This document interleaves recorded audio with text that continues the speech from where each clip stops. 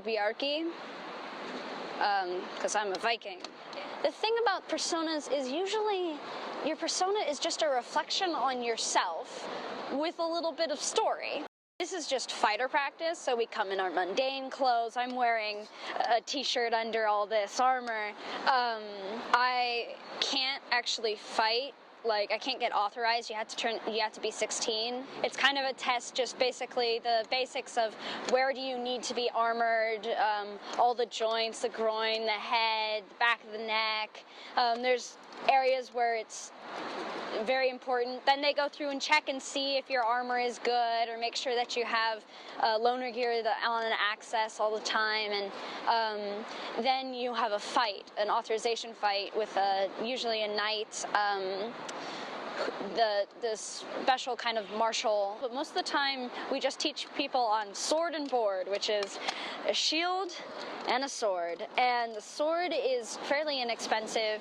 It's this stuff called rattan. I was doing slow work just tonight with a knight who I just now met. When I fight someone who's new like me, we're both kind of trying out different things, different styles and stuff. And when I'm fighting a veteran unbelted fighter, that's what you call it when you're not a knight or a squire. I'm kind of going through like, what am I going to do? They usually give feedback, and I learn their style of fighting, because everyone has a different style of fighting, and I try to develop my own style. When I fight a knight, I really study hard what they're doing, what can I use from what they're doing. I mean, I do that with everyone too. They give me tons of feedback. Every knight I've ever fought has given me tons of feedback.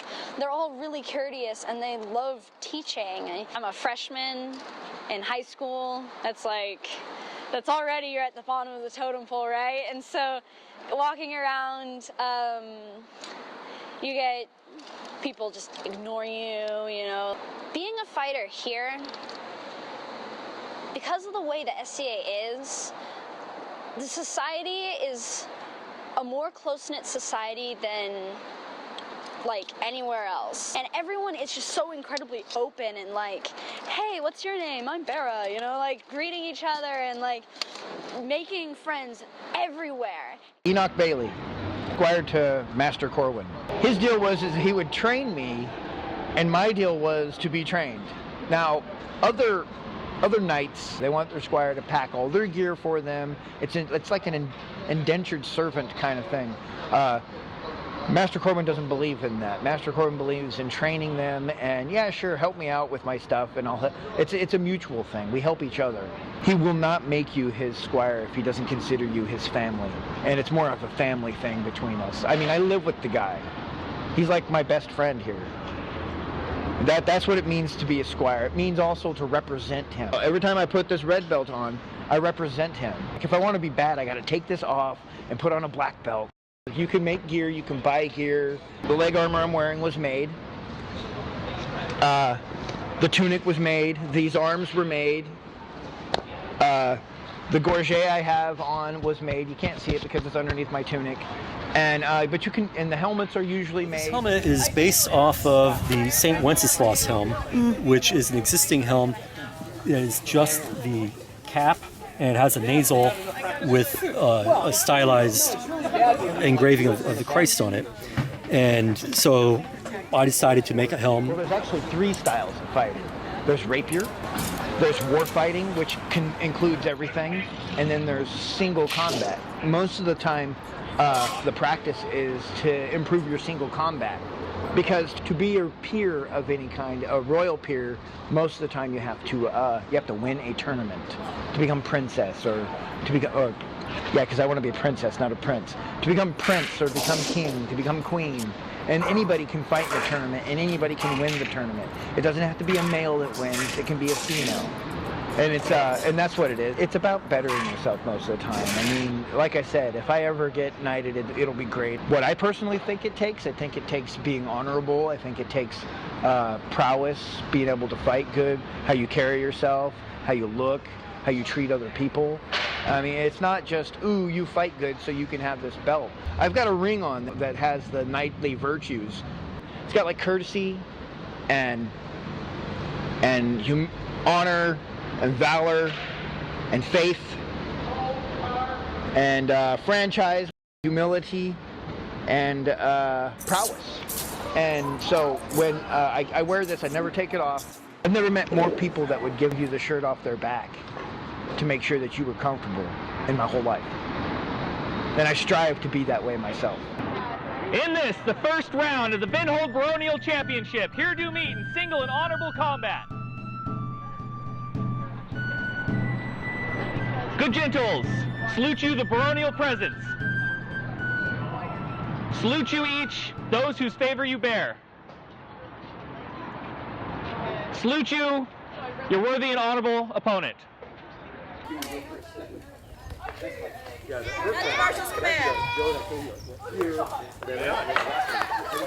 I'm known as Corwin Marius Velis Arianad. No, fingers, toes, 37 years. I think almost everybody in this organization at some level or another is that kind of geek. You know, we all read the stories of knights when we were growing up. We all kind of in our hearts want to be that lone hero. So right now I'm wearing armor. And the reason I'm wearing armor is because when I get done talking to you, I'm going to go do some fighting. The only thing that I'm wearing that's really regalia is this belt. It's a white belt. It's the mark of rank of a member of the chivalry. If you'll interview a knight later on, and he'll have a white belt around his middle and a gold chain on. I wear the white baldric because I'm a master at arms. We had a guy they wanted tonight who was in seminary. And when they came to him, they said, you know, we want you to be a knight. He said, I can't swear an oath of fealty because I cannot have an oath that would come between me and God. I take my oaths very seriously. I don't make oaths if I don't mean them, and I mean them when I, you know, to the detriment of myself on a lot of occasions. So for me, you know, looking at that oath and knowing it, I couldn't do that. And they decided that they would use an inappropriate term inappropriately. And so they called him a master at arms. And the difference between being a knight and being a master at arms is literally the subject of fealty. To be elevated to any peerage, you have to have demonstrated your understanding of the virtues, acceptance of the responsibilities for some period of time well before you ever get asked to be a member of any peerage. Most of my family doesn't play, actually. They think it's a weird little hobby, but it's what I do and they're okay with it. For the most part. My dad occasionally makes jokes. Anybody who's a member of the chivalry, master at arms, knight, whatever, until they prove otherwise, I will treat as a brother. Because what defines a brother more than someone who shares your values and you know has taken on the same obligations and duties that you have. This is the family that I've chosen. This is the family that a lot of my friends have chosen for a long time, not just a couple of months. And we keep coming back because this is a place where we can feel validated and where we can have comfort and safety and all of Maslow's hierarchy of needs. I'm Baron Sir Gregory Falconhart. I started in 1980. Being able to become a knight that was so interesting. I just stayed for it because of that.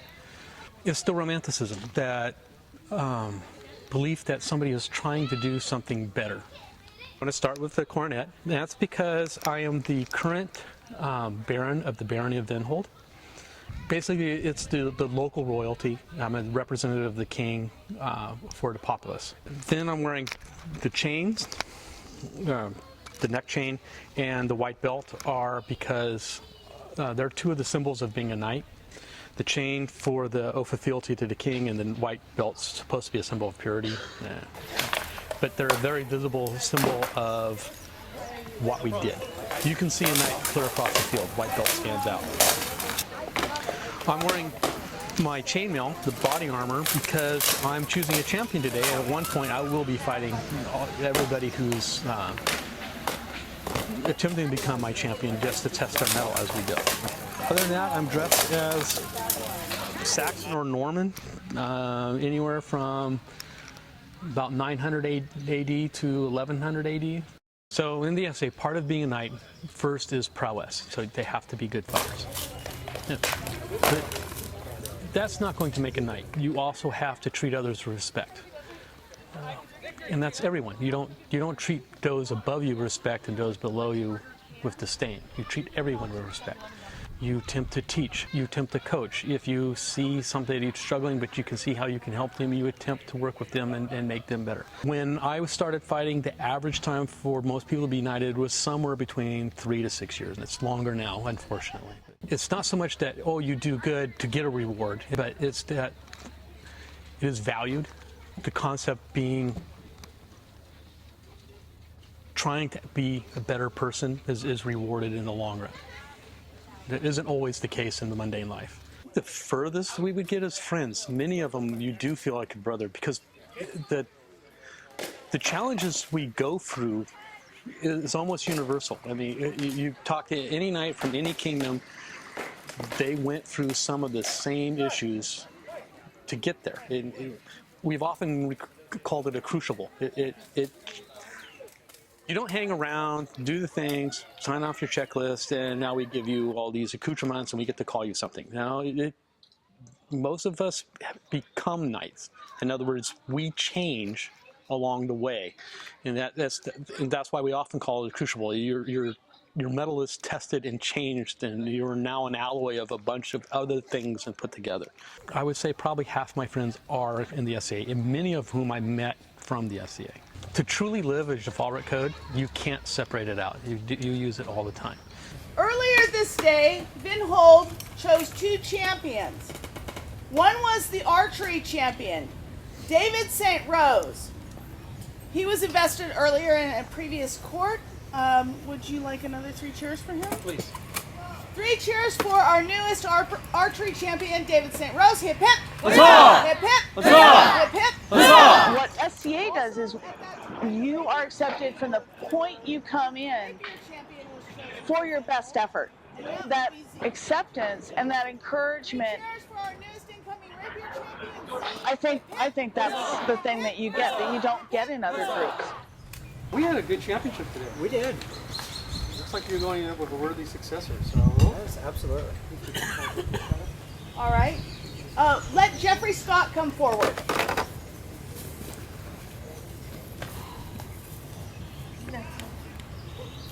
So Jeffrey, we are greatly pleased with your achievement in the list this day, and we would honor you with the title of champion of Vinhold. Woo! The achievement. Know it to all present that Sir Jeffrey Scott, not Count Jeffrey Scott, was this day victorious in the list and shall serve as a champion of Vinhold for the coming year. I think there is a very romantic notion about who you want to be as a person, and I think you either want to be a knight in shining armor or a pretty princess or both. Would Meredith Swarming the past quarter season? I think that romantic notion really is something that a lot of us feel in our hearts, that we want to be that special person. And if you want to, you can be that special person in SCA. 3 cheers for our new champion. Hip hip! Huzzah! Hip hip! Huzzah! Hip hip! Huzzah!